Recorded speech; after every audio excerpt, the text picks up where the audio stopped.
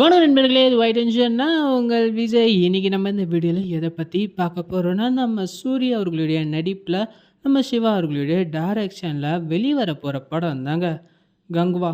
இந்த படத்தோட ட்ரெய்லர் வந்து ரிலீஸ் பண்ணியிருக்காங்க. ஸோ அதுவே தரமாக இருக்குது. இந்த படம் எப்படி இருக்க போகுது அப்படின்ற எதிர்பார்ப்பும் இன்னும் அதிகமாக இருக்குது. அதுக்கு முன்னாடி இந்த படத்தோட சாங்ஸாக இருக்கட்டும், ட்ரெய்லராக இருக்கட்டும், அதெல்லாம் இன்னும் எப்படி இருக்க போகுது அப்படின்றது நம்ம சூர்யா அவர்களுடைய ரசிகர்களுக்கு இன்னும் பெரிய எதிர்பார்ப்பு இருக்குது. ஸோ அதை தாண்டி இப்போ இந்த படம் எப்படி இருக்கோ அப்படின்றது ஒரு சில விஷயங்களை வச்சு கெஸ் பண்ண முடியுது. அதை உங்ககிட்ட வந்து ஷேர் பண்ணுறேன். ஸோ டைம் வேஸ்ட் பண்ணாமல் ட்ரெய்லருக்குள்ளே போயிடலாம் வாங்க. இந்த படம் எப்படி இருக்கும் அப்படின்னு எனக்கு தோணுதுன்னா, நம்ம சூர்யா அவர்கள் வந்து ஒரு ராஜா மாதிரி இருக்காருன்னு தாங்க நான் நினைக்கிறேன். நம்ம சூர்யா அவர்கள் வாழ்கிற அந்த ஒரு இடம் வந்து ஒரு பெரிய ராஜாங்கன்னு நினைக்கிறேன். ஸோ அந்த இடத்துல பார்த்தீங்கன்னா எல்லாருமே வந்து காட்டுவாசி மாதிரி சும்மா வர்ற மாதிரி இருப்பாங்க. அவங்களுக்கு ரத்தன்றது புதுசு இல்லை. ரத்தத்தாலேயே குளிக்கிற அளவுக்கு அவங்களுக்கு அந்த ரத்தவாத இருக்குன்னு தான் நான் நினைக்கிறேன். ஏன்னா இந்த இடத்துல மட்டுமே பாருங்கள், ஒரு மரம் மாதிரி இருக்குது. பட் மரத்தில் ஏதோ ஒரு இலையும் இல்லை. பட் ஆனால் சுற்றி வந்து ரத்தம் மாதிரி இருக்குது. ஸோ அந்த இடத்துல நடனம் ஆடுறாங்கன்னா பார்த்துக்கோங்க. அப்போ ரத்தத்தாலேயும் பெரிய சம்பவம் இந்த படத்தில் இருக்குது அப்படின்றத இந்த இடத்துல சொல்ல வராங்கன்னு நினைக்கிறேன். அது மட்டும் இல்லைங்க, இந்த ட்ரீசர்லேயே ஸ்டார்டிங்லேயே பார்த்தீங்கன்னா ஒரு பல பேர் வந்து இந்த ஈவலை வந்து வெளிப்படுற மாதிரி வந்து காட்டுவாங்க பார்த்தீங்களா, அந்த மாதிரி சீனை கூட காட்டியிருக்காங்க. ஸோ இது வந்து ஒரு கெட்ட அறிகுறியாக எனக்கு தோணுது.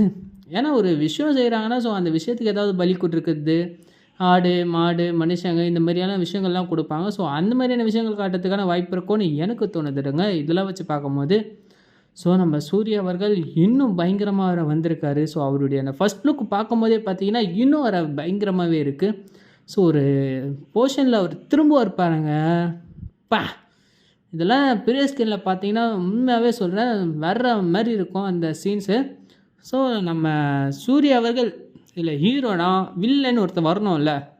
ஸோ நம்ம ராஜாங்கத்தில் நம்ம சூர்யா அவர்கள் ராஜா மாதிரி இருக்கும் போது வில்லன் வந்து கப்பலில் வரான்னு நான் நினைக்கிறேன். ஸோ அந்த இடத்துல நான் பிரச்சனைகள் ஆரம்பம். என்னதான் ராஜாங்கம் இருந்தாலும் அதை ஆக்கிரமிக்கிறதுக்கு பல ராஜாங்கள் போட்டி போட்டுட்டு வருவாங்க. ஸோ அந்த மாதிரி ராஜாக்களில் வரப்போகிறது யார், நம்ம சூர்யா அவர்களுக்கு எந்த அளவுக்கு டஃப் கொடுக்க போகிறாரு. ஒரு ஹீரோ பயங்கரமாக தெரியணும்னா ஹீரோ விட வில்லன் வந்து இன்னும் பயங்கரமாக தெரியணுங்க.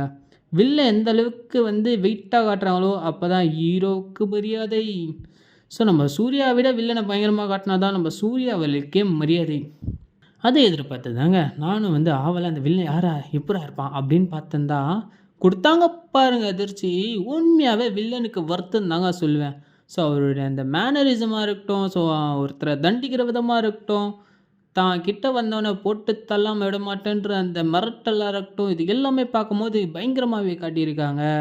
உண்மையாகவே வில்லன்னா இவன் தாண்டா வில்லன் அப்படின்ற அளவுக்கு காட்டியிருக்காங்கன்னா பார்த்துக்கோங்க. நம்ம சூர்யா அவர்களுக்கு ஒரு ஒருத்தனை பீஸ் தான் மாட்டியிருக்குன்னு நான் நினைக்கிறேன்.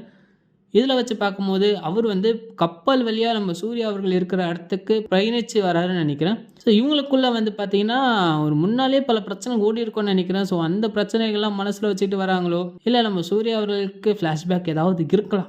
ஏன்னா இது வந்து பார்ட் 1 வர மாதிரியாக இருக்கலாம். ஏன்னா இவ்வளோ பெரிய ப்ரொடியூஸ் பண்ணி எடுக்கிறாங்கன்னா கண்டிப்பாக பார்ட் 2 கேர் பண்ணி தான் வச்சுருப்பாங்கன்னு எனக்கு தோணுதுங்க. ஸோ இது வந்து பார்ட் 1 இருந்ததுன்னா பார்ட் 1ல் நம்ம சூர்யா அவர்களுக்கும் வில்லனுக்கும் என்ன பிரச்சனை, எதனால் பிரச்சனை, இது நலத்துக்காக தான் நடக்குதா இல்லை முன்னாள் பகைக்காக நடக்குதா, இந்த மாதிரி பல விஷயங்களை காட்டினதுக்கப்புறம் இந்த படத்தோட எண்டிங்கில் ஒரு கிரெடிட் சீன் வைக்கிறதுக்கு வாய்ப்பு இருக்குது. அதாவது பார்ட் 2 வரும் அப்படின்ற மாதிரி. ஸோ பார்ட் 2 வந்தால் பயங்கரமாக வெயிட் பண்ணுவோம்.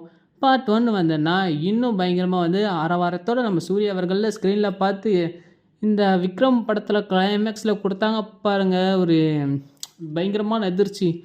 அதில் வந்து மக்கள் எந்த அளவுக்கு ஜாலியாக வந்து சூர்யா அவர்களை வந்து ரோலாக்ஸர் அப்படின்னு தான் சொல்லணும்னு சொல்லி ஒரு பயங்கரமாக கொடுத்தாங்க பார்த்தீங்களா.